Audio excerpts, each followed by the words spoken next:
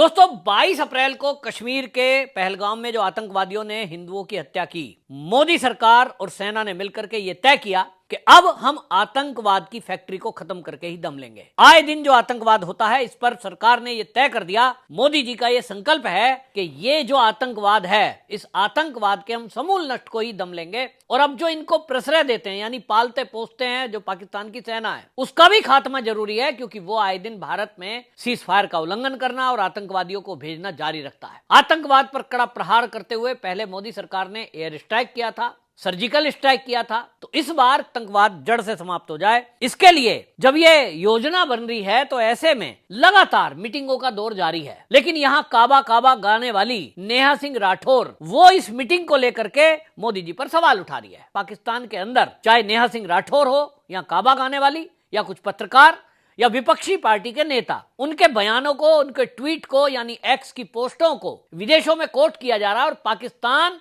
उसको लेकर भारत के ऊपर सवाल उठा रहा है कि देखो जी, भारत के जो ये लोग हैं, यही खुद मोदी सरकार पे सवाल उठा रहे हैं और इनका कहना यह है कि आतंकवादी घटना में पाकिस्तान का तो हाथ हो ही नहीं सकता। तो ये जो बयान है समाजवादी पार्टी के रामगोपाल यादव, जो सीनियर लीडर हैं, महासचिव हैं, उनके एक बयान को पाकिस्तान की संसद में कोट किया गया। योगी जी ने उनको घेरा कि देखिए, शर्म की बात है कि आतंकवादियों ने कश्मीर के अंदर 26 हिंदुओं की हत्या कर दी, लेकिन समाजवादी पार्टी के नेता, एक तो जो आतंकवादी घटना में एक बच्चा मारा गया, उसके घर जाने से मना कर देते हैं कि वो हमारी पार्टी का नहीं है। दूसरा, उनके नेता इस तरह का बयान दे रहे हैं कि हिंदू ही हिंदू को मार रहा है। इस कहने का क्या मतलब हुआ? इस कहने का मतलब यह हुआ कि पाकिस्तान के अंदर रामगोपाल यादव के इस बयान को कोट किया गया कि देखो, वो तो कह रहे हैं हिंदू ने हिंदू को मारा। तो मोदी जो कह रहे हैं, जो एनआईए कह रही है, जो सेना कह रही है कि हमारे पास इनपुट है, ये जो आतंकवादी था ये पाकिस्तान की सेना में था, फिर ये लश्कर तैयबा से जुड़ा